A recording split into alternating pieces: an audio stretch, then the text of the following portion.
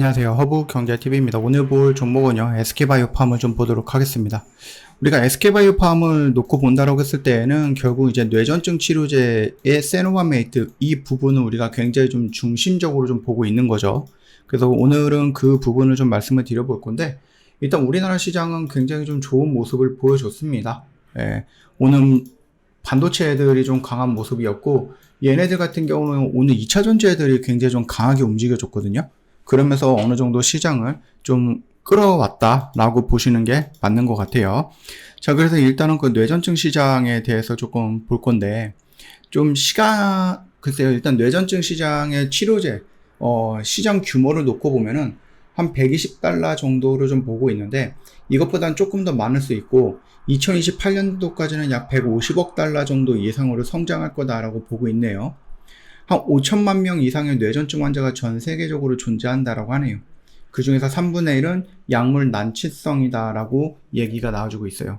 그 세노바메이드 같은 경우는 여러분들도 알고 있겠지만 우리나라 SK바이오팜이 만들었던 거예요. 그리고 FDA에서도 승인을 받고 유럽에서도 승인을 받고 지금 유럽, 아시아, 그 다음에 미국을 중심으로 해갖고 성장을 하고 있다. 물론 아시아 쪽은 아직까지는 좀 발표가 되진 않았죠. 유럽과 아니면은 그 미국 쪽에서, 특히 미국에서 어마어마한 성장을 좀 보여주고 있기는 합니다. 일단 세노바메이트는 이 뇌전증 시장 치료제에 있는 부분인데 경쟁약들이 좀 많이 있을 거 아니에요. 그래서 예전에도 우리가 좀 잠깐 보긴 했었지만 라모트리진이라는 경쟁약도 있고 레비티라세탐, 그 다음에 라코사마이드, 그 다음에 페넬토인 이런 것들이 있는데 일단 세노바메이트 같은 경우는 발작 효과를 놓고 보면은 그 경쟁사들 대비해 갖고 더 좋더라 라는 것들이 우리가 그동안에 언급을 많이 했었던 것들이죠. 그러다 보니까는 효과가 더 좋기 때문에 경쟁사 대비해서 굉장히 빠른 속도로 성장을 해서 미국 시장을 어느 정도 먹고 있는 거다라고 좀 말씀을 드렸었습니다. 발작 완전 억제율이죠. 이 부분들이 다른 그 뇌전증 치료제 시장에 있는 약들에 대비해서 좋더라라는 거예요. 그리고 빠르게 이게 초기 투여 후에 빠르게 치료 효과가 발현한다라는 역시도 우리가 세노바메이트의 우월성이다라고 생각해 볼 수도 있고요. 약물 상호작용이 적고요. 대사 경로가 좀 명확하다라는 부분입니다. 그리고 이제 졸림 등의 부작용이 약간은 조금 있기는 하지만 용량 조절로 관리가 가능해서 내약성이 다른 애들보다는 조금 더 우수할 수 있다라는 부분. 그리고 단독요법 허가가 기대가 되는 거죠. 즉 보조가 아니라 주 치료제로서 사용이 될 가능성이 있다라는 거죠. 그래서 뇌전증 치료제 시장에서 이 뇌전증 약을 단독으로 사용한다라고 했을 때, 물론 얘가 단독 꼭 하나만이다라고 보기는 어렵죠. 그러면은 얘가 메인이 되는 거예요. 그래서 만약 얘네가 보조적인 역할을 해주는 거다라고 하면은 10명의 환자가 기본적으로 중요한 약을 하고 거기에 이제 부수적으로 이렇게 들어가는 거였죠. 예를 들어서 여러분들 혈압약, 당뇨약 이런 거 먹으면은 약 하나만 가져가는 게 아니라 약을 몇 개 이렇게 먹는 분들도 많이 있잖아요. 그렇기 때문에 주요한 약을 하나 놓고 그 부수적으로 도와줄 수 있는 약, 지금 세노바메이트의 그 위치가 이 정도라고 하면은 이게 만약에 단독요법이 가능해진다라고 했을 때는 세노바메이트의 위치가 이쪽으로 넘어가는 거예요. 차이가 많이 나겠죠. 이런 정도의 좀 우월성을 좀 갖고 있는 부분이다라고 좀 말씀을 드려보도록 하겠습니다. 어차피 미국에서는 직접 판매를 하고 있기 때문에 유통구조라든지 이런 부분들에서 굉장히 복잡하지 않다라는 거죠. 심플합니다.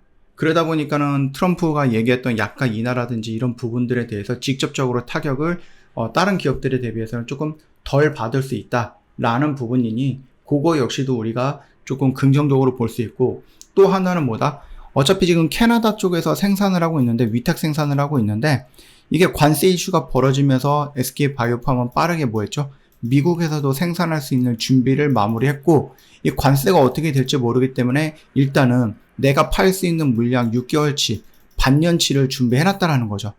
그렇기 때문에 어떻게 지금 상황이 바뀔지 모르는 좀 애매모호한 상황에서 이 캐나다 쪽에서는 계속해서 위탁 생산을 하면서 물량을 좀 잡아가고 있다가 갑자기 이 미국의 관세로 딱 정해진다, 확정이 된다 라고 했을 때에는, 물론 여기 캐나다는 아마 물량을 조금 줄이면서 위탁 생산을 유지할 겁니다. 왜냐면은 미국에서 생산하는 것은 미국 관세 때문에 그냥 미국에만 팔고, 캐나다에서 생산하고 있는 것은 말 그대로 뭐 유럽이라든지 아니면 지금 아시아 쪽에도 임상이 끝났으니까 이쪽으로도 조만간에 출시가 될 거거든요.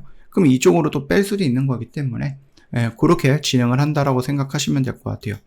그렇기 때문에 뭐 이 SK 바이오팜 같은 경우는 트럼프의 뭐 관세라든지 약가 인하라든지 이런 부분에 대해서 직접적인 타격을 받는 것이 조금 덜 할 수 있다라는 부분을 좀 생각을 해 보시면 될 것 같습니다.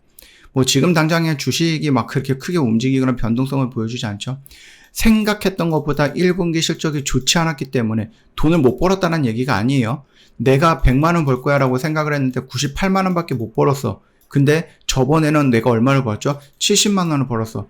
저번을 놓고 보면 98만 원 번 거니까 28만 원을 더 벌었는데 내 예상으로는 100만 원이 나와야 되는데 왜 너도 2만 원 덜 벌었어? 라는 관점이었어요. 그러다 보니까 이런 음봉이 나왔고, 여기에서 일단 관세라든지 약가이나 이슈까지 겹쳐지면서 음봉으로 두 개가 좀 크게 나왔고, 아직까지는 이거를 회복하지는 못하고 지금 옆으로 눕고 있거든요. 이러다가 갑자기 이렇게 뚝 떨어진다? 그럴 가능성도 있죠. 그러나 제가 봤을 때는 이럴 가능성보다 10만원 언저리까지 올라가서 반등을 보여주고 저항을 확인하고 돌파할 가능성이 훨씬 더 높다라고 좀 말씀을 드려봅니다.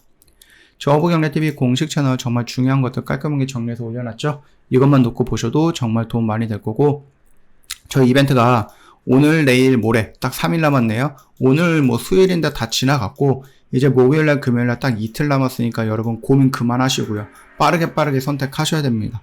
저 2분기를 준비했던 종목들 여러 개가 있었고, 순차적으로 매도가 진행이 돼서 비어있는 공간, 우리가 매도하면서 현금도 확보했고 돈도 벌어놨는데 이거 가만히 있을 겁니까? 아니죠. 비어 있으니까 또 채워놔야 되지 않겠습니까? 저희가 이번 주에 새로운 종목 들어갈 거거든요. 여러분들 고민하다가 나중에 들어오시면은 우리 여기서 시작했는데 여러분들은 고민하다가 여기서 시작하게 되는 거죠.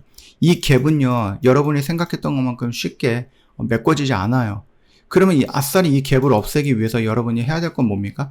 우리가 시작할 때 여러분들도 같이 와서 시작을 하자라는 얘기입니다. 그동안에 저희가 공식 채널을 통해서 저희가 이렇게 매매합니다라고 꾸준하게 올려놨기 때문에 여러분들 이것만 보셔도 고민은 그만하셔야 될 것 같아요. 그렇죠? 여러분들 빨리 들어오십시오. 저희 허브경제TV랑 같이 한번 하자라고 말씀을 좀 드려보도록 하겠습니다. 오늘 하루도 정말 고생 많으셨습니다.